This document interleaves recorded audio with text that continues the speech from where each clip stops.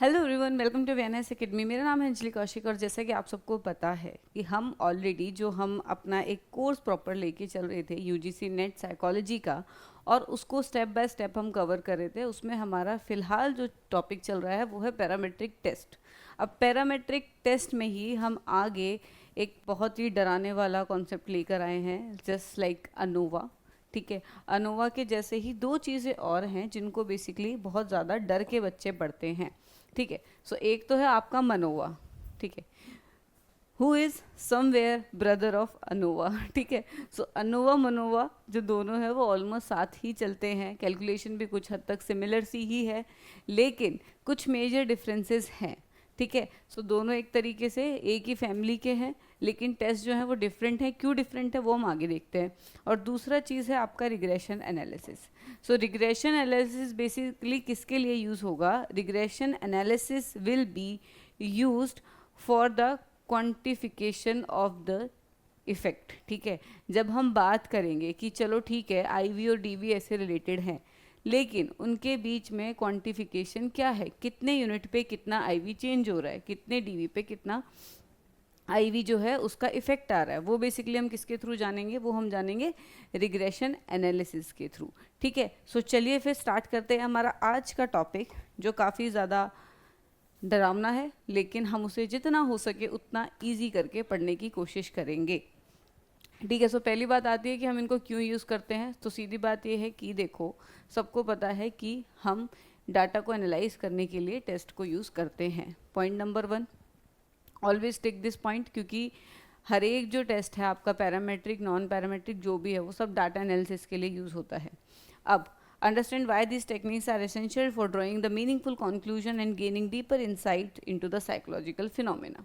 ठीक है, और बाकी क्या है कि हमारे पास जो आउटपुट आता है इनका, उसके थ्रू हम जो साइकोलॉजी है उसको और अच्छे से पढ़ पाते हैं। क्योंकि जितनी भी देखो, चाहे साइकोलॉजी होगी चाहे आपका कोई भी सब्जेक्ट हो गया, research is the thing which is helping you out to move forward, right. Research ही एक ऐसी चीज़ है जिसकी वजह से आप और आगे आगे उस सब्जेक्ट को बढ़ा पा रहे हो। अगर आप रिसर्च नहीं कर रहे हो तो वो सब्जेक्ट वहीं पर आपका रुक जाता है। Even if you talk about the history, history में भी रिसर्चेस चल रही हैं। ठीक है, अभी भी जो है जगह जगह पे डिगिंग चल रही है। We are continuously digging the past. ठीक है, आज ये मिल गया एक्सकवेशन में, आज वो मिल गया, आज कोई और नई चीज़ बाहर आई है। सो ये सारा क्या है? ये सारा क्या है? ये सारी रिसर्च ही है जो कॉन्टिन्यूसली चलती रहती है किसी भी सब्जेक्ट में। ठीक है, किसी भी डिसिप्लिन में रिसर्च जो है वो हमेशा चलती रहती है। Even in the life you keep searching the thing, you keep researching the thing as well. ठीक है, सो इस तरीके से आपकी जो रिसर्च है वो एक कॉमन सा फीचर है हर किसी की लाइफ का, हर किसी सब्जेक्ट का। ठीक है, देन अगर हम बात करते हैं मनोवा की, सो देखो इनिशियली क्या था, हम बात कर रहे थे अनोवा की। ठीक है, अनोवा में एक चीज़ का डिफरेंस था, एक तो आईवी। आईवी आपका इंडिपेंडेंट वेरिएबल। अब मनोवा वाला जो आपका ये है वीडियो, ये तभी देखें जब पीछे का सारा स्टेट्स कवर करके आ रहे हो। ठीक है, क्योंकि सारी जो चीज़ें हैं वो इंटरलिंक्ड है। अगर आप उससे करोगे, क्रोनोलॉजी से करोगे, तो ज़्यादा चांसेस है समझ आने के, बीच से उठा के टॉपिक मत पढ़ो। ठीक है, सो स्टेट्स बेसिकली आपका प्रॉपर तरीके से एक क्रोनोलॉजिकल वे में आप ख़त्म करो, सो दैट चीज़ें आपको याद रहें। ठीक है, तो एक आता है आपका इंडिपेंडेंट वेरिएबल, एक होता है आपका डिपेंडेंट वेरिएबल।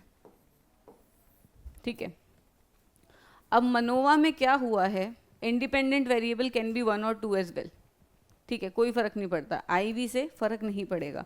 यहाँ पर बात करेंगे हम डिपेंडेंट वेरिएबल की। सो जहाँ पर डिपेंडेंट वेरिएबल dv1 और dv2 हो जाए या dv3 हो जाए, वहाँ पर हम किसको यूज़ करेंगे? मनोवा को। ठीक है, किसको यूज़ करेंगे? मनोवा को। सो मनोवा को बेसिकली हम कहाँ पर यूज़ कर रहे हैं? जहाँ पर डिपेंडेंट वेरिएबल जो है उसकी मात्रा बढ़ रही है। Again I am telling you, suppose IV, अगर यहाँ पर भी IV1 और IV2 हो गया, ठीक है, अगर यहाँ पर भी IV1 IV2 हो गया, सो ये भी बेसिकली क्या रहेगा? मनोवा ही रहेगा। ठीक है, IV1 हम अभी देख के चलेंगे क्योंकि सबसे सिंपलेस्ट फॉर्म है ये भी। ठीक है, सो IV1 DV1 DV2 DV3, तो तीन हमारे पास, सपोज अगर कोई हमारे पास तीन डिपेंडेंट वेरिएबल हैं या दो डिपेंडेंट वेरिएबल हैं, दो से ज़्यादा जब भी हमारे पास डिपेंडेंट वेरिएबल होंगे तब से हम क्या स्टार्ट करेंगे? मनोवा का यूज़ करना। 1 पे नहीं होगा, 2 या 2 से ज़्यादा, ठीक है, 2 या 2 से ज़्यादा जब भी डिपेंडेंट वेरिएबल होंगे वहाँ पर हम किस स्टैटिस्टिकल एनालिसिस का यूज़ करेंगे, मनोवा का। अब एक चीज़ और है कि मनोवा यूजुअली जो है, ठीक है, मनोवा की जहाँ पर हम बात करते हैं, मनोवा यूजुअली आपका मॉडरेटली कोरिलेटेड डाटा के लिए सबसे ज़्यादा सही रहता है, ठीक है। Then will be talking about different type of constants, ठीक है, जैसे विल्क्स लैम्डा है, पिलई है, ठीक है। सो ये बेसिकली क्या है, ये डिफरेंट टाइप ऑफ आउटपुट है जो बेसिकली आपको SPSS में देखने को मिलता है, जो हम कैलकुलेट करते हैं, ठीक है, मैनुअल कैलकुलेशन जो इसकी होगी मनोवा की, उसमें वो देखने को मिलता है। अब जब नेट में क्वेश्चन बनते हैं, नेट के क्वेश्चंस कैसे बनते हैं कि suppose the data is very strongly correlated या data is weakly correlated, data is moderately correlated, so उसमें आप कौन से वाला जो कांस्टेंट है वो यूज़ करोगे। Either you will be using Wilk lambda, ठीक है, या फिर आप विल्क्स लैम्डा की जगह पिलई कांस्टेंट, तो मल्टीपल है, ठीक है। सो उसमें से आप कौन सा यूज़ करोगे जो आपका SPSS जब कैलकुलेट होगा, ये चीज़ क्लियर हुई। दूसरी चीज़ ये है कि मनोवा में यूजुअली जो कैलकुलेशन है थोड़ी ज़्यादा कॉम्प्लिकेटेड है, क्योंकि यहाँ पर आपको डिपेंडेंट वेरिएबल को बढ़ाना है। डिपेंडेंट वेरिएबल आपके कितने हैं यहाँ पर, DV1, DV2, DV3, ठीक है। सपोज हमारे डिपेंडेंट वेरिएबल यहाँ पर 3 है, तो यहाँ पर कैलकुलेशन बहुत ज़्यादा बढ़ जाती है। जैसे सपोज आपका अगर IV 1 है, ठीक है, IV 1 है, पहले आप इसके ऊपर इफेक्ट देखोगे, इसके ऊपर इफेक्ट देखोगे, इसके ऊपर इफेक्ट देखोगे, इनका आपस में भी कोई एक दूसरे के ऊपर इफेक्ट होता ही होगा, ठीक है, विद इन चला जाएगा, बिटवीन हो जाएगा, बहुत ही तरीके से बेसिकली आपको इफेक्ट देखने पड़ेंगे, ठीक है, जब हम बात करेंगे IV और DV। और सपोज IV यहाँ पे 2 हो गए इन केस, ठीक है, तो भी क्या होगा, इसका इस पे क्या है, इसका इस पे क्या है। सो इतनी सारी जो कैलकुलेशन है, इतनी सारी जो कैलकुलेशन है, सो यूजुअली जब हम बात करते हैं आजकल SPSS की, तो हम उसमें सॉफ्टवेयर का यूज़ करते हैं, SPSS जिसको हम बोलते हैं, rather than calculating it by our self, क्योंकि वो एल्गोरिथम पे चलता है एंड ह्यूमन नेचर जो है वो एरर करता ही करता है, ठीक है। ह्यूमन क्या वो नेचर है, बिहेवियर है बेसिकली, कि एरर कहीं ना कहीं हो सकता है, but computer works on algorithm, so that's why we use what SPSS for fasting the process, मतलब जितना जल्दी हो सके उतना जल्दी हम प्रोसेस को ख़त्म कर सके, इसलिए हम बेसिकली SPSS का भी इसमें यूज़ करते हैं। इसके एंड में, वीडियो के एंड में मैं आपको बताऊंगी कि आप कौन से डाटा के लिए कौन सा कांस्टेंट जो है वो यूज़ करेंगे, ठीक है, वो मैं अभी नहीं बताऊंगी एंड में, इसलिए क्योंकि वो एक काइंड ऑफ टेक अवे है आपके लिए जो आपको लेके जाना चाहिए साथ में। UGC नेट में क्वेश्चन आता है उसके रिगार्डिंग कि अगर ऐसा होता है तो क्या होगा। अब सिमिलरली जैसे हम एनोवा की बात कर रहे थे, इसमें भी F रेशो के रिगार्डिंग क्वेश्चन आते हैं। F रेशो की वैल्यू देखी जाती है सिग्निफिकेंस लेवल 0.05 पे, और उसमें प्रोवाइडेड भी होती है ऑलरेडी जब आप पैराग्राफ को करते हो। फिर अगर वो रिजल्ट आपका आता है सो आप उससे मैच करते हो और फिर आप देखते हो कि F रेशो से अगर ज़्यादा है तो basically it is acceptable and there is a difference between the both of group, ठीक है, ऑल 3 ऑफ द ग्रुप, ठीक है। सो इस तरीके से हम बेसिकली मनोवा को कैलकुलेट करते हैं। सो अब हम पढ़ लेते हैं। So MANOVA is a statistical technique use to analyse the relationship between multiple dependent variable and 1 और मोर इंडिपेंडेंट वेरिएबल साइमल्टेनियसली, ठीक है। हम क्या कोशिश कर रहे हैं कि एक साथ मल्टीपल डिपेंडेंट वेरिएबल में भी डिफरेंस देख लें, ठीक है, और इंडिपेंडेंट वेरिएबल 1 और मोर उनमें भी हम देख लें। कितना ज़्यादा होच पोच हो गया ना, इसलिए मनोवा थोड़ा टफ है, ठीक है। It is an extension of analysis of variance for the cases where you have more than 1 dependent variable. मैंने बताया था उसी की फैमिली से है, उसी का भाई है ये, ठीक है। मनोवा अनोवा, एक आपका मन कोवा भी आएगा, एक आपका अनकोवा भी आएगा अभी, ठीक है, वो नेक्स्ट वीडियो में हम करेंगे। उसके बाद हमारा पैरामेट्रिक रैपअप है और एक मल्टीपल रिग्रेशन आपका बचेगा। शायद से मल्टीपल रिग्रेशन इस स्लाइड में है जितना मुझे याद है, शायद से मैंने इसमें कर रखा है मल्टीपल रिग्रेशन। हो सका तो अभी खत्म कर देंगे, नहीं हो पाया तो will be going to the next lecture with that, ठीक है। So dependent variable, these are the variable you want to study. MANOVA you have to 2 और मोर डिपेंडेंट वेरिएबल। ये कंडीशंस हैं, ये क्या है आपकी कंडीशंस हैं फॉर मनोवा, कि 2 तो आपके डिपेंडेंट वेरिएबल होने चाहिए, ठीक है, 2 प्लस डिपेंडेंट वेरिएबल होंगे तभी आपका मनोवा लगेगा। सपोज मैं देखूं अपने ट्रीटमेंट का इफेक्ट एक स्ट्रेस के ऊपर, एक एंजाइटी के ऊपर, ठीक है। मेरा ट्रीटमेंट आपका आईवी हो गया, ठीक है, जो भी मैंने उन्हें ट्रीटमेंट प्रोवाइड करा, लेकिन इफेक्ट मैंने दो के ऊपर देखा, एक स्ट्रेस हो गया, एक एंजाइटी हो गया, दोनों डिफरेंट चीज़ें हैं, ठीक है। सो यहाँ पर मेरे डिपेंडेंट वेरिएबल दो हो गए। सो ऐसी केस स्टडी में बेसिकली जो मनोवा है वो यूज़ होगा, ठीक है। Then independent variable, these are the factor or categories that you want to compare. Independent variable can be categorical and continuous, ठीक है। so as we know ANOVA में क्या था, IV जो है, देखो IV can be always continuous और categorical, ये चीज़ ध्यान में रखें। IV categorical भी हो सकता है, continuous भी हो सकता है। continuous आपका क्या होगा, जो आपका 2.5 2.6, ठीक है, अगर ऐसे कोई चीज़ चल रही है तो वो आपका continuous हो गया, ठीक है। कैटेगोरिकल क्या हो गया, मेल, फीमेल, ट्रांसजेंडर, ये आपका क्या हो गया, ये कैटेगरीज हो गई।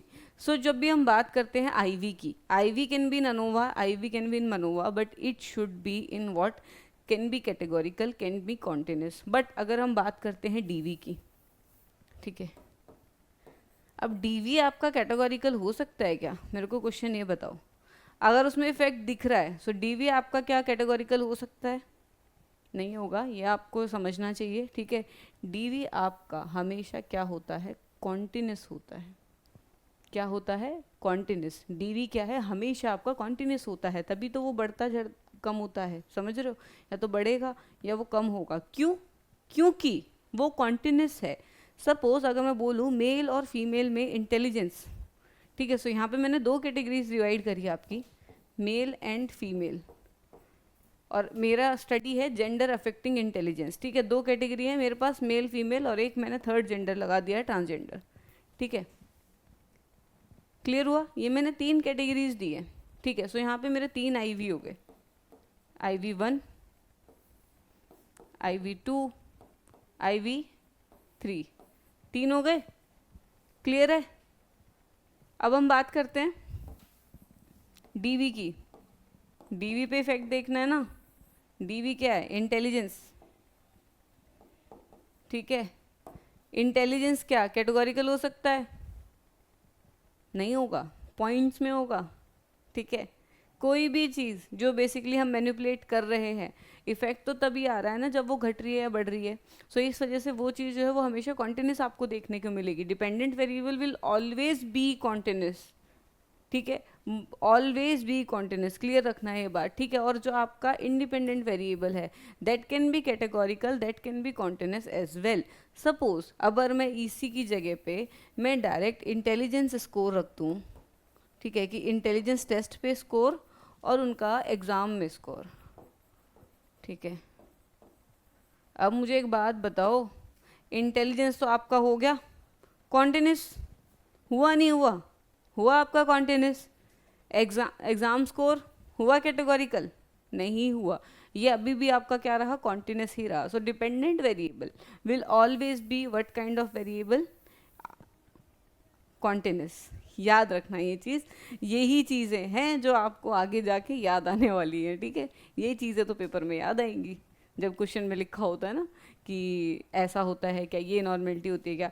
और एक चीज़ और रखना कि जब हम बात करते हैं मनोवा को अप्लाई करने की या किसी भी टेस्ट को अप्लाई करने की, सो एक क्वेश्चन है जिससे ना हमेशा आपको यूजुअली डिस्ट्रैक्ट किया जाता है। They will ask MANOVA is suitable for which one of the which type of dependent variable, suppose ये क्वेश्चन है।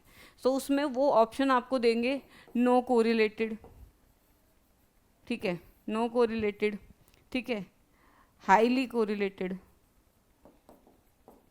या फिर आपका moderately correlated.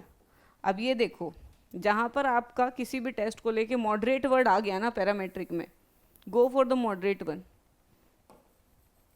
Go for which one, moderate one, moderately correlated, ठीक है। क्योंकि देखो हम जहाँ बात कर रहे हैं पैरामेट्रिक टेस्ट की, अगर हम बात करें तो obviously we know homogeneity of the variance.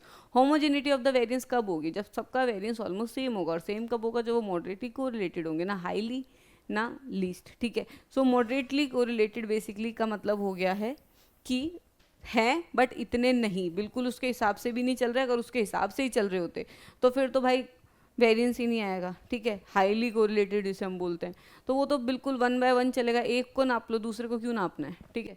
लेकिन जब हम अनोवा वगैरह का यूज़ करते हैं तो मॉडरेटली कोरिलेटेड, अनोवा का यूज़ करा again moderately correlated, don't go for the higher one, ठीक है। कभी भी अगर ऐसा क्वेश्चन आता है, ये सिर्फ कंफ्यूजिंग क्वेश्चंस हैं जो इसलिए पूछे जाते हैं कि बच्चे ने ढंग से पढ़ा है या नहीं पढ़ा है।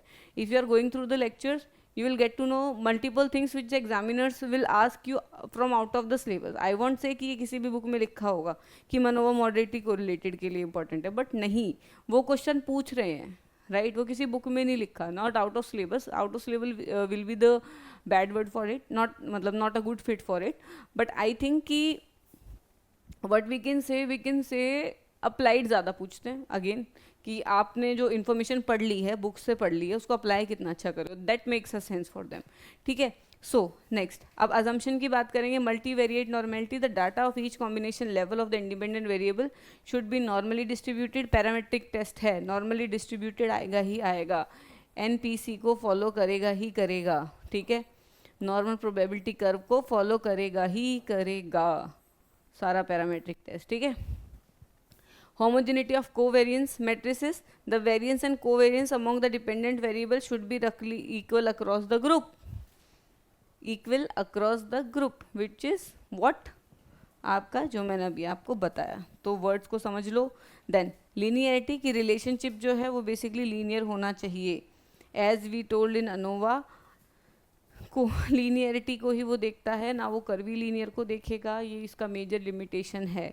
So if we ask in a question, if the net ask in a question that आप अगर अनोवा अप्लाई कर रहे हो, ठीक है, सो दोनों वेरिएबल का रिलेशनशिप कैसा होना चाहिए, it should be curvy linear, ठीक है, it should be non linear, कुछ भी बोल सकते हैं वो, so you have to tick linear one, ठीक है, maybe it can be ANOVA, it can be MANOVA, you will always have to tick which one, the linear one, ठीक है। Now will be studying the calculation of it, ठीक है, और calculation में एक चीज़ ध्यान रखना, डोंट गेट कन्फ्यूज्ड, SPSS लगता है इसके ऊपर, कैलकुलेशन को बस समझ लो, जैसे अनोवा का समझा है वैसे ही बस समझ लो, ठीक है, कोई नहीं पूछ रहा आपसे, चिल करके एकदम समझो, डिग्री ऑफ फ्रीडम निकालनी समझ लो, that's enough. Degree of freedom पूछेंगे, हो सकता है वो जो मैं एंड में कांस्टेंट बताऊंगी वो पूछ लें, तो इसलिए हम उसे एंड में रख रहे हैं क्योंकि वो एक टेक अवे है, ठीक है, ये चीज़ क्लियर है। तो चलो, कोई पूछेगा नहीं ये वाला part, be very clear about it, but समझो, ठीक है। लेट्स से अगर ये अगर आपने ये वाला समझ लिया, सो आपका बेसिकली क्या है कि आप वहाँ पर अगर बैठे हो, so you can apply it, right.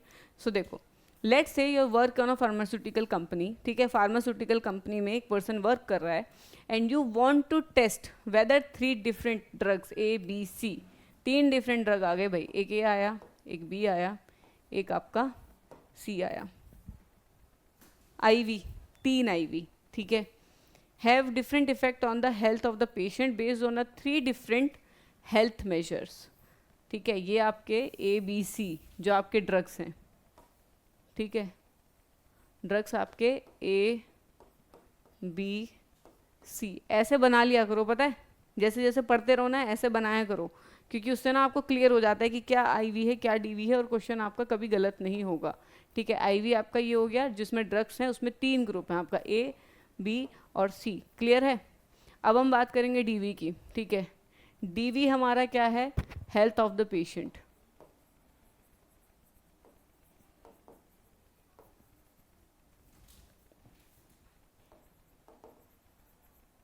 ठीक है, ये आपका क्या है, DV।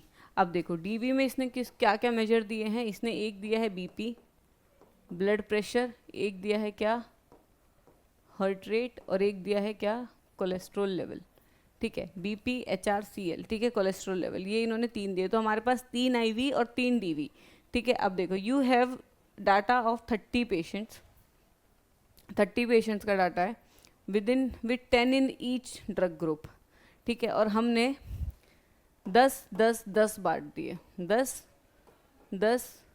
10। अब एक चीज़ याद रखो, रिपीटेड अनोवा तो नहीं हुआ है ना, रिपीटेड नहीं हुआ, 10 बांटे हैं हमने, ठीक है, तो ये चीज़ क्लियर रखो। पहली बात तो मनोवा ही लग रहा है, यहाँ अनोवा लग ही नहीं रहा है, लेकिन ये चीज़ भी रिवाइज करो कि आपका बेसिकली रिपीटेड नहीं है, ठीक है, आपका नॉर्मल वाला है। Then with 10 in each drug group, so हमारी एक हाइपोथेसिस बनेगी पहली तो, ठीक है, null hypothesis, there is no significant difference in the mean of the 3 drugs on the 3 health major.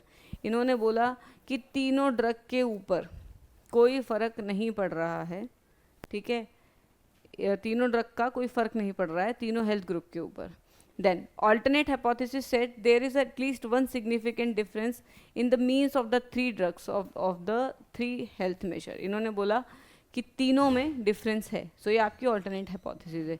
Clear हुई? आपका हेल्थ ऑफ द पेशेंट में 3 है और वो आपका कितना है, उधर भी 3 ग्रुप हैं, ठीक है।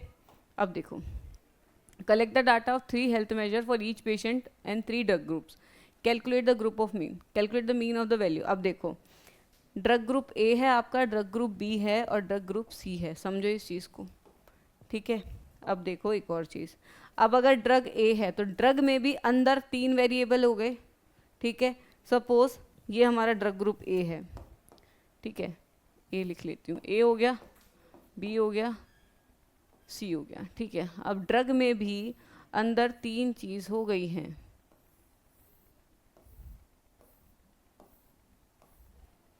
एक मैं बना नहीं पा रही हूँ, ठीक है। ड्रग में भी अंदर एक तो आपका बीपी हो गया, फिर आपका हार्ट रेट हो गया, फिर आपका सीएल हो गया, हुआ। डिपेंडेंट वेरिएबल 3 है जिसका इफेक्ट देख रहे हैं, आपके आईवी थे, आईवी ड्रग्स हैं आपके। अब ये जो है आपका, ये यहाँ पे आपका डीवी है, याद रखना, ठीक है। सो डीवी आपका तीनों में एक एक बार रिपीट होगा, BP, HR, CL, BP, HR और एक आपका CL, कोलेस्ट्रॉल लेवल, ठीक है। क्लियर हुआ? अब वहाँ पे जैसे हमने मीन कैलकुलेट करे थे अनोवा में, यहाँ पर भी सिमिलर हम डाटा से क्या करेंगे, मीन कैलकुलेट करेंगे। मीन बीपी का अलग से कैलकुलेट होगा, हार्ट रेट का अलग से कैलकुलेट होगा, कोलेस्ट्रॉल का अलग से कैलकुलेट होगा, और ये जो अलग अलग से कैलकुलेट होंगे ये तीनों ग्रुप के होंगे, ए का भी होगा, बी का भी होगा और सी का भी होगा, ठीक है। इंसान तो सब में ही है, 3 चीज़ देख रहे हैं ना उनकी, ठीक है। सो आपके 3-3 करके तीनों का ही एक एक अलग मीन निकलेगा।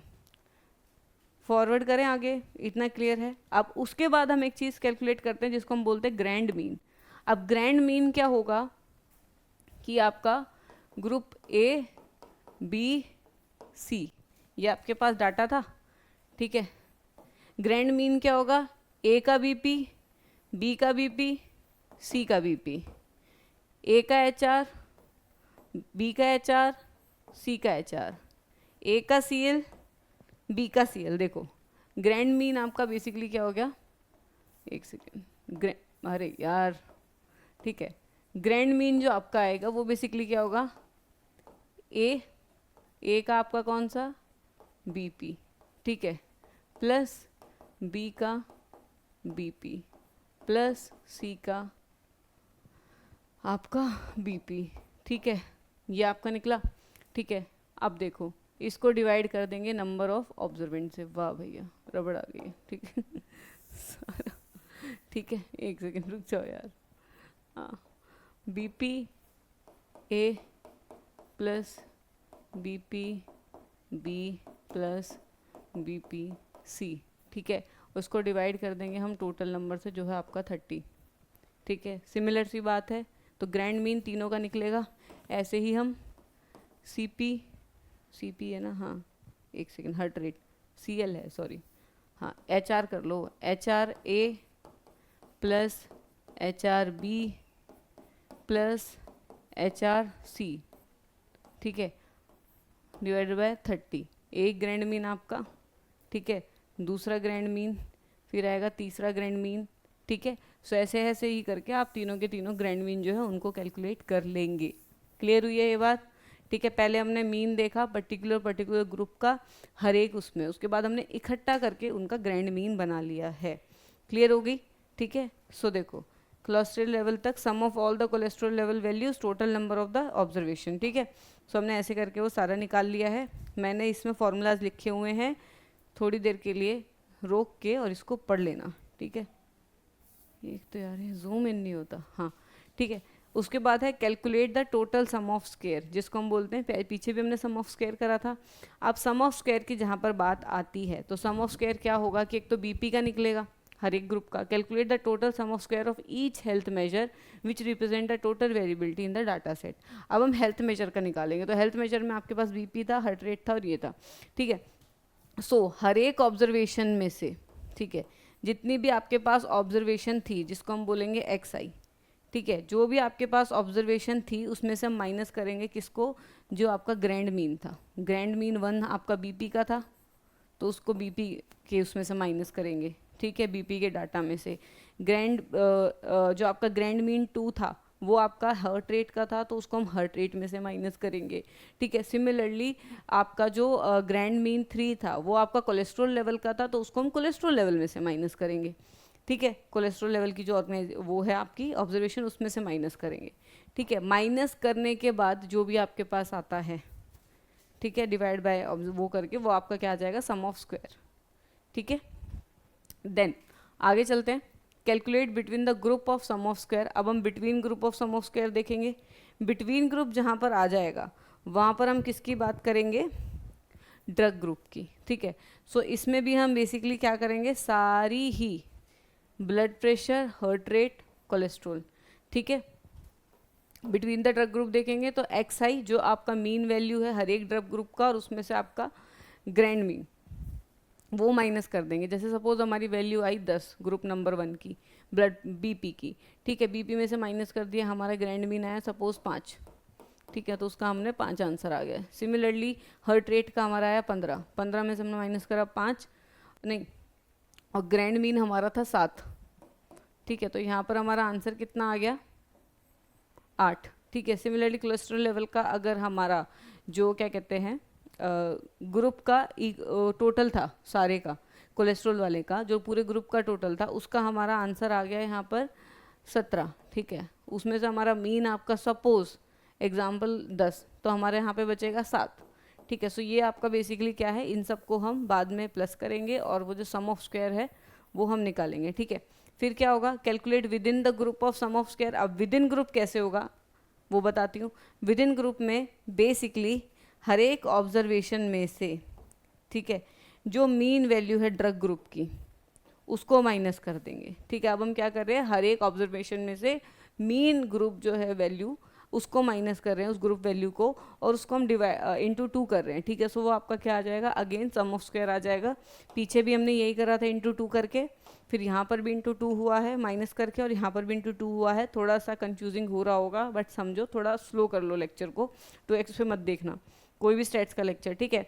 सो यहाँ पर एक्स आई जे जो इसमें दिखाया हुआ है, एक्स आई जे वो क्या हो गया है, ऑब्जर्वेशन, और एक्स जे आपका क्या हो गया है कि उस ड्रग ग्रुप की बेसिकली मीन, तो हम उसको माइनस कर देंगे और उसका स्क्वायर कर लेंगे, ठीक है। देन हम बात करेंगे डिग्री ऑफ फ्रीडम कैलकुलेट करने की।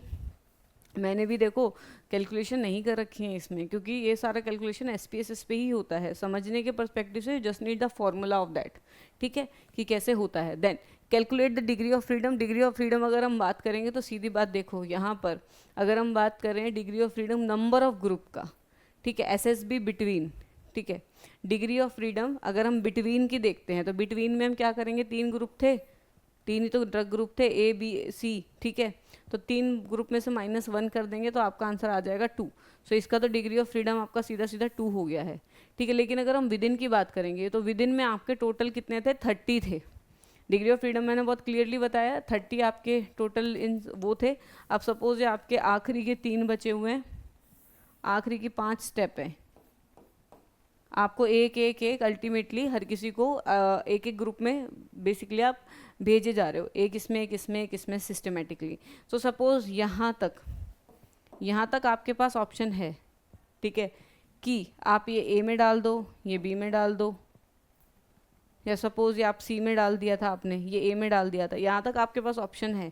लेकिन जो एंड के 3 है, 3 जो जगह है वो हमेशा ऐसे बिल्कुल सिमिलर रहेगी जहाँ पर आपका ए बी सी तीनों आएंगे ही आएंगे, ठीक है। कोई ना कोई जगह ऐसी होगी जहाँ पर आपका ए बी सी जो है वो आप नहीं कर सकते चेंज, एटलीस्ट एक ए, एक बी और एक सी तो जाएगा ही जाएगा। सो डिग्री ऑफ फ्रीडम आपकी यहाँ पर 27 हो जाएंगी सीधा सीधा, क्योंकि आप 3 ग्रुप जो है उसको माइनस करोगे तो यहाँ पे 30 - 3 हो जाएगा और आपका आंसर आ जाएगा 27। सो डिग्री ऑफ फ्रीडम यहाँ पर ऐसे माइनस होगा, ठीक है, देखा जाएगा। विद इन का कैसे देखेंगे, ऐसे, जिसमें हम नंबर ऑफ ऑब्जर्वेशन में से माइनस कर देंगे नंबर ऑफ ग्रुप, सीधी बात, नंबर ऑफ ऑब्जर्वेशन में से माइनस करेंगे नंबर ऑफ ग्रुप, तो हमारा विद इन का डिग्री आएगा। लेकिन अगर हम बिटवीन का देखेंगे तो बिटवीन में हम सीधा सीधा ग्रुप में से एक को माइनस कर देंगे, ठीक है। ये आपका n माइनस के है, जो बिटवीन की बात कर रहे हैं हम, बिटवीन है, विद इन है, सॉरी विद इन है, ठीक है, विद इन, ठीक है, ठीक है, विद इन में हम n माइनस के कर रहे हैं, और n माइनस वन हम किस में करेंगे, जब हम बिटवीन की बात करेंगे, ठीक है, ग्रुपों के बीच की अगर हम बात करेंगे। देन मीन स्क्वायर इनका कैसे निकलेगा, अब बेसिकली जो भी इनका एस एस भी निकला था और एस एस डब्ल्यू निकला था, उनके नीचे उनकी सिमिलर डिग्री ऑफ फ्रीडम रख देंगे, बैक टू द अनोवा, ठीक है। आगे की जितनी चेंज होनी थी वो हो गई। उसके बाद हम एफ रेशो देखेंगे, जैसे हम अनोवा में देख रहे थे, और अगर एफ रेशो आपका सिग्निफिकेंस लेवल पे है, मतलब सिग्निफिकेंस लेवल पे एफ रेशो ज़्यादा है क्रिटिकल वैल्यू से, ठीक है, बेसिकली। सो आपका क्या होगा कि आपकी जो अल्टरनेट हाइपोथेसिस है वो एक्सेप्ट हो जाएगी, और जो आपकी नल हाइपोथेसिस है वो अल्टीमेटली रिजेक्ट हो जाएगी, ठीक है। क्लियर है आप सबके लिए। सो यही था आपका मनोवा का पूरा लेक्चर, ठीक है। उसके बाद हम अब बात करेंगे रिग्रेशन की, ठीक है। रिग्रेशन की बात आज हम कर लेते हैं। Why isn't working, oh I guess,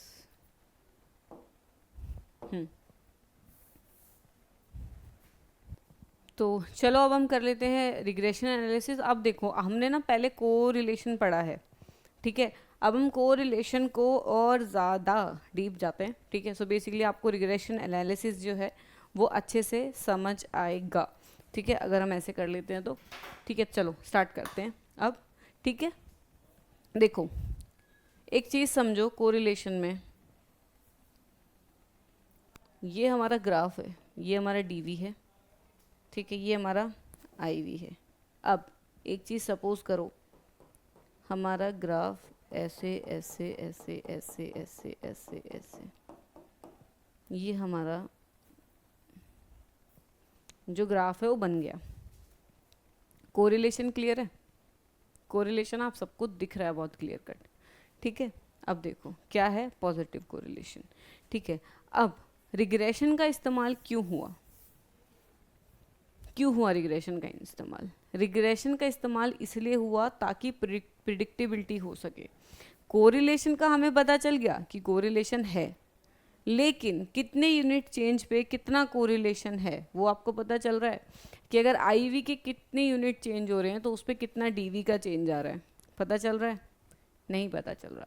सो उसके लिए हम किसका यूज़ करते हैं? रिग्रेशन एनालिसिस का, ठीक है। और अब इसको बहुत अच्छे तरीके से मैं समझाऊंगी, समझ लेना, बहुत इजी है। मतलब जब मैंने खुद समझा था ना, मैं इनिशियली मैं भी भाई मैं बहुत डरती थी स्टैट से, मैं क्लियर कर बता, मैं बहुत ज़्यादा डरती, इतनी डरती थी मैं स्टैट से, पूछो मत, ठीक है। लेकिन जब मैंने इसको समझ लिया ना बैठ के 1 घंटा शांति से, so it becomes very easy for me, ठीक है। देखो थोड़ा लेमन टर्म भी हम इसमें यूज़ करेंगे, ठीक है। सो स्टार्ट करो, पहले तो हम पढ़ लेते हैं। So regression analysis a statistical technique use to model and analyze the relationship between a dependent variable also called the response और टारगेट वेरिएबल। आप सबको पता है टारगेट वेरिएबल और रिस्पॉन्स वेरिएबल हम डिपेंडेंट को ही बोलते हैं। स्टिमुली वेरिएबल और जिसको हम कंट्रोल वेरिएबल बोलते हैं उसको हम, मतलब प्रिडिक्टर्स जिसे हम बोलते हैं, वो हम इंडिपेंडेंट को बोलते हैं। And one or more independent variable also called as predictors or features, ठीक है, उनको हम प्रिडिक्टर वेरिएबल भी बोलेंगे। It help us to understand how changes in independent variable are associated with the changes in dependent variable, ठीक है। How independent variable के जो चेंजेस हैं वो एसोसिएटेड हैं आपके किससे? डिपेंडेंट वेरिएबल से। सो ये आपका मेन टेक अवे है इस वाले से, किससे? रिग्रेशन एनालिसिस से आपका मेन टेक अवे यही वाली लाइन है, ठीक है, कि इंडिपेंडेंट वेरिएबल और इनका एसोसिएशन क्या है। सपोज इसका रेशियो 1:2 है, कि एक यूनिट अगर इंडिपेंडेंट की बढ़ेगी तो डिपेंडेंट की 2 बढ़ेगी।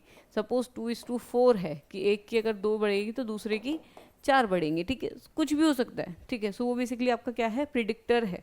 क्वान्टिफाइंग की हम इधर बात करें प्रॉपर तरीके से, there are different types of regression analysis, but ये आपका जो है एक मल्टीपल रिग्रेशन एनालिसिस भी है जो हम बाद में करेंगे। इसके बाद पहले हम लीनियर समझ लें उसके बाद हम करेंगे मल्टीपल, ठीक है। अब देखो ग्राफ क्लियर है हर किसी को, ठीक है, अब हम बोलेंगे डिपेंडेंट वेरिएबल की हमें वैल्यू देखनी है। तो पहली बात तो हम इस स्लोप का नाम ही क्या रखेंगे, y is equal to beta plus b1 into x1 plus error, random error. ठीक है, सो रैंडम एरर को आप चाहो तो इक्वेशन से निकाल भी सकते हो, लेकिन ये जो है आपका जो पूरी इक्वेशन है वो एरर के साथ ही है, ई आई विल बी देयर। ठीक है, क्लियर है।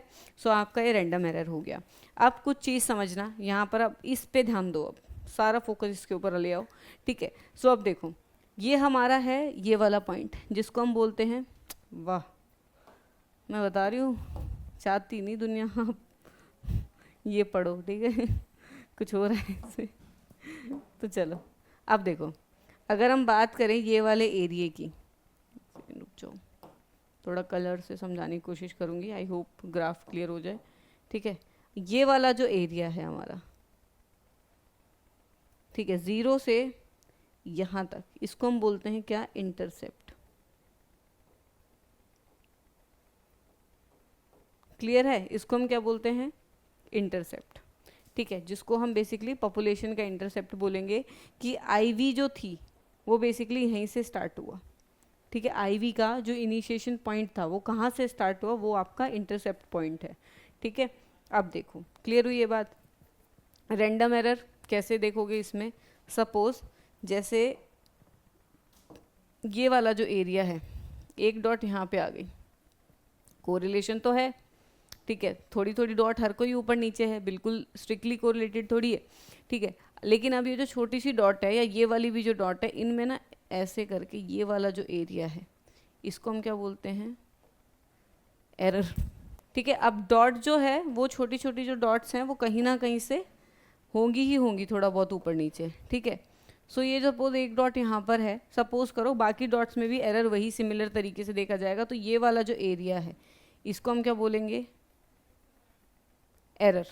क्या बोलेंगे इसको हम, एरर। जो हमारा ई है, जो बेसिकली थोड़ा बहुत ऊपर नीचे जो हो रही है अपनी डॉट, वो हमारा बेसिकली क्या हो गया, एरर हो गया। क्लियर हो गया। अब आपका एक चीज़ आता है जिसको हम बोलते हैं स्लोप। ये देख रहे हो, पॉपुलेशन कोएफिशिएंट ऑफ स्लोप। ठीक है, स्लोप को हम कैसे दिखाएंगे, स्लोप का मतलब होता है, सपोज ये एक यूनिट है। ठीक है, ये आपकी पूरी एक यूनिट है। ठीक है, ये आपकी पूरी एक यूनिट मैंने बना दी। अब ये जो पर यूनिट चेंज ऑफ आईवी और उसके ऊपर पर यूनिट चेंज जो डीवी हो रहा है, जैसे हम स्टैंडर्डाइज वे में बोलते हैं, स्टैंडर्ड डेविएशन को हम बोलते हैं, पर यूनिट की बात करते हैं तो हम। ठीक है, सो पर यूनिट जो आईवी की वजह से डीवी में चेंज हो रहा है, ये आपका बेसिकली क्या हो गया, स्लोप। ये क्या हो गया आपका, स्लोप। अब ये चीज़ ग्राफ पे आपने समझ ली। ठीक है, समझी ग्राफ से, बहुत थोड़ा वैसा लग रहा है ना, इक्वेशन समझ के कितना क्या लिख दिया क्या नहीं लिखा। अब देखो बिल्कुल सिंप्लीफाई करती हूँ मैं इस चीज़ को आप सबके लिए। ठीक है, बहुत लेमन टर्म में समझो अब इसे। ठीक है, हमने बोला कि बेसिकली जो हमारा डिपेंडेंट वेरिएबल है, जिसको हम ये बोलते हैं, ये वाला जो है ये हमारा डिपेंडेंट वेरिएबल की वैल्यू है, जो बेसिकली आईवी की वजह से अफेक्ट हो रही है। ठीक है, सो वो हमारा फाइनल रिजल्ट हो रहा है। ठीक है, अब देखो हमने यहाँ पे बोला कि dependent variable is equal to slope. Slope ये हमारा स्लोप, सॉरी इंटरसेप्ट। ठीक है, इज इक्वल टू इंटरसेप्ट। ठीक है, इंटरसेप्ट ऑब्वियसली इंटरसेप्ट को हम प्लस करेंगे, ये वाली वैल्यू क्यों प्लस करेंगे, क्योंकि ये वैल्यू से वो स्टार्ट ही हो रहा है, तो समहाउ ये वैल्यू तो इसकी ज़ीरो है। मतलब अगर ये वाली वैल्यू है, ये पॉइंट जो है वो इसका ज़ीरो है। जैसे हम वजन करते हैं किसी भी चीज़ का, ठीक है, सो बेसिकली जैसे सुनार वजन करता है सोने का, तो वो तो तोले तोले का हिसाब रखता है, तो पहले वो जिस बर्तन को रखता है वो उसको वजन करता है, फिर उसको वो ज़ीरो कर देता है, राइट। पर ऐसा थोड़ी है कि वो वेट में एडिड नहीं है। ठीक है, वो जो आपने वेट दिया है उसमें एडिड नहीं है। क्लियर है, जो आपको उसने 1 तोला सोना दिया उसमें वो एडिड नहीं है। लेकिन यहाँ पर जब हम इसको कैलकुलेट करेंगे तो हमें ये ऐड करना ही पड़ेगा, क्योंकि this is the value from which it started. Suppose it is 40, suppose it is 40 quantity में लेते हैं, तो हमें 40 तो प्लस करना ही पड़ेगा ना भाई, क्योंकि 40 तो ऑलरेडी वही है। ठीक है, वो 40 हमारा वहाँ से आई वी स्टार्ट हो रहा है, जहाँ पे हम इंटरसेप्ट बोलते हैं, इंटरसेप्ट वो सारा एरिया है जहाँ से आपका आई वी स्टार्ट हो रहा है। सो आपका जो इंटरसेप्ट पॉइंट है वो आपका प्लस तो होगा ही, सीधी बात है, प्लस होगा। क्लियर हो गई बात? ठीक है, सो ये बिल्कुल क्लियर करो कि y इज इक्वल टू आपका ये इंटरसेप्ट बी नॉट। ठीक है, अब आगे आओ, प्लस कर दिया बी नॉट को इसमें, और कैसे निकालोगे?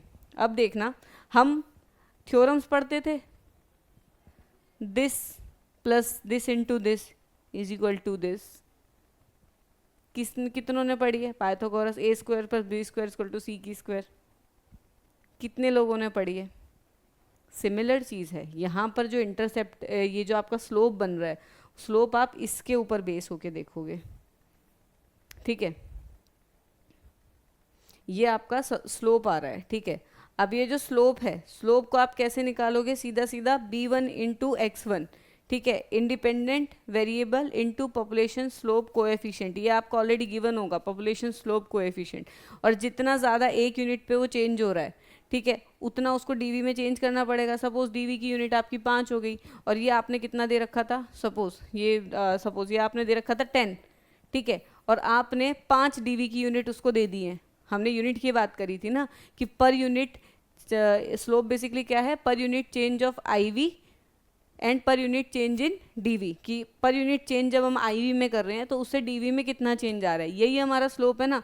सो देखो, सपोज 10 था, ठीक है, हमारा जो आपका पर यूनिट का चेंज है वो 10 था। अब अगर मैंने सीधा सीधा यहाँ पर 5 टोटल आईवी को 5 यूनिट अप्लाई किया है, इंडिपेंडेंट वेरिएबल 5 यूनिट आया है, 1 2 3 4 5, अगर वो 5 आया है तो बेसिकली 10 इंटू 5 हो जाएगा सीधा सीधा, और इसके आंसर 50 आ जाएगा। तो वो भी हमें प्लस करना पड़ेगा कि वो कहाँ पहुँचे। ठीक है, सो ये बेसिकली क्या हो गया आपका b1 एंड x1। और उसके बाद आपका again error component will always be there. ठीक है, एरर कंपोनेंट को हम कभी इससे निकाल ही नहीं सकते जहाँ पर हमारी स्टेट्स की बात आती है। आई होप ये जो है पूरा रिग्रेशन एनालिसिस बहुत ही सिंपल वे में मैंने आपको समझाया है कि why do we plus it, why do we create a theorem like this that be not plus b1 x1 plus E I. ठीक है, सो ये बेसिकली आपका एक ईजिएस्ट वे है इसको समझने का। अब जहाँ पर हम बात करते हैं ए को कैलकुलेट करने की या बी को कैलकुलेट करने की, सो उसमें जो फार्मूलाज हैं वो ये वाले यूज़ होंगे। Nobody is going to ask you about it, formulas को याद कर लो। ठीक है, उसके बाद हम आगे देखते हैं। ठीक है, ये आपका डाटा सेट है। सो देखो, लेट एग्जांपल आपका एक सैम्पल जिसको हम बेसिकली देखते हैं। Let's say we want to analyse the relationship between the number of R. Number of R आपका इंडिपेंडेंट वेरिएबल होगा, आई वी क्या हो गया? Number of R. ठीक है, इक्वेशन कैसे बनती है वो मैं समझा चुकी हूँ, अब उसे अप्लाई कैसे करेंगे वो हम अब समझ लेंगे। ठीक है, सो एग्जाम स्कोर आपका क्या हुआ? डीवी। ठीक है, variable we want to determine is there linear relationship. अब हमें देखना है कि उसमें लीनियर रिलेशनशिप है। ठीक है, वो हमें देखना है। ये आपके पास पूरा डाटा आ गया। डाटा के बाद सबसे पहली चीज़ हम क्या करेंगे? मीन कैलकुलेट कर लेंगे, divide by 5 observation, mean of x आपका क्या हुआ? एक्स वाई मैंने बताया था यहाँ पे, एक्स पे हमारा क्या होता है? एक्स हमारा ये वाला आई वी हमारा एक्स एक्सिस पे होता है, और वाई पे हमारा डी वी होता है। ठीक है, डी वी हमेशा हमारा किस पे होगा? डिपेंडेंट वेरिएबल जो है हमारा वो हमेशा y पे होगा, और x एक्सिस पे आपका कौन सा होता है? आई वी होता है। ठीक है, इंडिपेंडेंट वेरिएबल होता है। क्लियर हुई ये बात? अब हम देखते हैं x का अगर हम मीन निकालेंगे तो 2 + 3 4 = 4 आपका मीन आ रहा है। फिर हम मीन निकालेंगे y का, तो वो आपका टोटल आ रहा है 79। ठीक है, दोनों का मीन निकल गया। ठीक है, मीन इज नीडेड क्योंकि एक एक उसका हम नहीं देख सकते, एक एक उसका क्या कहते हैं जो आपके ऑब्जर्वेशन है। उसके बाद हम स्लोप देखेंगे। स्लोप हम कैसे देखेंगे? आपका mean R's into Y divide by X mean R's into 2, जो आपकी ये वाली इक्वेशंस थी। ठीक है, इनके थ्रू हम बेसिकली क्या निकालेंगे? उनका पर्टिकुलर स्लोप निकाल लेंगे। अब स्लोप हमारा आ गया किसका? b1 का 0.2। ठीक है, देन हमने स्लोप निकाला b0 का। ठीक है, इंटरसेप्ट हमने निकाला कि आई वी स्टार्ट कहाँ से हुआ है, तो वो हमारा प्रॉपर इक्वेशन जो थी पीछे वही वाली हमने अप्लाई करी, और उससे हमारा जो स्लोप आया, स्लोप आपका आ गया है 79। ठीक है, स्लोप कितना आया 79। ये वाली इक्वेशंस दोनों लिखी हुई हैं, वाई एक्स एक्स माइनस ए का ऐसे निकलेगा, बी का ऐसे निकलेगा, फिर उसका जो आंसर आएगा उसको हम सीधा सीधा इस वाली इक्वेशन में अप्लाई करेंगे। ये देखो y is equal to B naught B into X और एक प्लस आपका एरर, एरर को भी छोड़ दो, ठीक है। एरर जो है दे ही नहीं रखा, मतलब इक्वेशन में ही नहीं दे रखा, अगर एरर दिया होता तो प्लीज़ उसको भी आप प्लस करना, ठीक है। फिर इसका आंसर क्या आएगा, y का सीधा सीधा 79.8 माइनस 0.2, ठीक है। और उसके बाद जो आप इंटू एक्स, और जो आपकी x की वैल्यू है, now you can use this equation to make predictions. For example if student study 7 hour, अब यहाँ से हमें क्या पता चल गया कि एक स्टूडेंट ने 7 आवर पढ़ा, so you can predict their exam score कैसे, कि 79 माइनस 0.2 इंटू 7, ठीक है। एक्स आपका बेसिकली कहा था कि कितनी यूनिट है, हमने पर यूनिट आपका अभी जो यहाँ पर आंसर निकाला 79.8 माइनस 0.2 इंटू 1 अगर हम कर देते, सो ये आपका 1 घंटे का आउटपुट आ गया स्कोर का, ठीक है। सिमिलरली अगर हम 7 घंटे का करेंगे तो हम इसको एक्स को 7 कर देंगे, जैसे ही वहाँ पे 7 होगा तो आपका आंसर आ जाएगा 78.4। सो दिस मीन कि according to regression analysis the student वो study 7 hours, it's predicted to score approximately 78.4 on the major exam. जो आपका एग्जाम होगा उसमें वो इतना ज़्यादा बेसिकली परफॉर्म करेगा। उसके बाद हम बात करेंगे मल्टीपल लीनियर रिग्रेशन की। अब मल्टीपल लीनियर रिग्रेशन में बेसिकली क्या होगा, as multiple linear regression is a statistical technique that use several explanatory variable to predict outcome of the response variable। इसमें एक वेरिएबल नहीं है, यहाँ पे IV बहुत IV चेंज हो गए, 1 से 2 हो गए, 2 से 3 भी हो सकते हैं, ठीक है। सो IV यहाँ पे ज़्यादा चेंज हो जाएंगे, IV यहाँ पे ज़्यादा हो जाएंगे। So multiple regression is extension of OLS that use explanatory variable, छोड़ो। MLR is extensively use in, यहाँ छोड़ो, इकोनॉमिक्स वगैरह में यूज़ होता है वैसे, जैसे GDP वगैरह को लेके। फॉर्मूला इसका क्या है, इसका फॉर्मूला है y is equal to a plus B1 into X, फिर B2 इंटू 2x, फिर जो भी उसका आगे चलता रहेगा, x1 x2 x3, ये यहाँ पे इंडिपेंडेंट वेरिएबल है। जैसे सपोज एक की यूनिट हमें पता चल गई तो उसमें इंटू करेंगे चेंज को, फिर उसमें करेंगे, फिर उसमें करेंगे। सो इसकी थ्योरम जो है बेसिकली ऐसी बनती है, और जब हम इसकी बात करते हैं ग्राफ की तो ऐसा बनता है। मल्टीपल का बहुत कम चांसेस आपसे पूछा जाएगा तो यही पूछा जाएगा कि when we use the multiple linear regression, ठीक है। रिग्रेशन जो हम कब यूज़ करते हैं उसका जो ग्राफ बनता है वो ऐसे बनता है, क्योंकि यहाँ पर पैरामीटर्स 3 या 4 हो सकते हैं। जैसे यहाँ पर आपका porosity is the thing, VR is the thing, then gas production is the thing, ठीक है। Porosity, VR, gas production. अब यहाँ पे 3 एक्सिस हो गए, तीनों एक्सिस के हिसाब से आपको 3D ग्राफ देखने को मिलेगा, रादर देन जैसा मैंने आपको 2D उसमें बना के दिखाया है, ठीक है। क्लियर है आप सबको? सो यही था आपका रिग्रेशन एनालिसिस। इससे इजी मैं रिग्रेशन एनालिसिस को नहीं कर सकती थी, ठीक है। थ्योरम जो ये वाली है यार, ये वाली प्लीज़ ना थोड़ा ब्रेक डाउन करके समझ लो कि y इंटू एक्स की स्क्वायर और जो है ये सारा आपका उसका है, मीन जो है निकालेंगे, उसकी वैल्यू हम इसमें पुट कर लेंगे, ठीक है। सो ये एक अच्छे से कर लेना, ठीक है। बाकी रिग्रेशन एनालिसिस और इसके लिए इतना ही, ठीक है।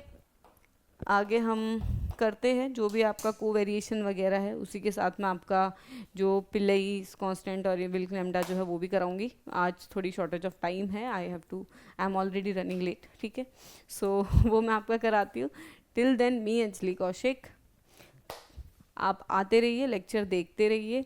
आई एम ट्राइंग कि दिसंबर के पेपर से पहले पूरा लेसन जो है वो यहाँ पर होगा, पूरा नेट साइकोलॉजी आप यहाँ से करोगे, फ्री में करोगे, किसी को पैसे देने की ज़रूरत नहीं है, ठीक है।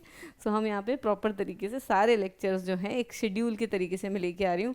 Apart from it I am also planning to create unit wise PYQ videos, जिसमें मैं सोच रही हूँ जैसे एक यूनिट मैंने कंप्लीट करा दिया तो फर्स्ट यूनिट के मैं PYQs भी करा दूंगी, so that you will get to know कि कैसे उसको अप्लाई करके जो नॉलेज मैंने पढ़ाई है आप वहाँ पे आंसर करोगे, ठीक है। सो वो आप सबके लिए हेल्पफुल होगा, ठीक है। सो मैं वो भी सोच रही हूँ कराने के लिए। अगर आप लोग देखना चाह रहे हो तो डू कमेंट, उसके बाद ही मैं वो सीरीज स्टार्ट करूँगी, क्योंकि वो सीरीज़ ज़्यादा नहीं चलेगी, it hardly 30 to 40 videos will be there, but हाँ 1.5-2 महीना तो चलेगी, and you will be needing that, ठीक है।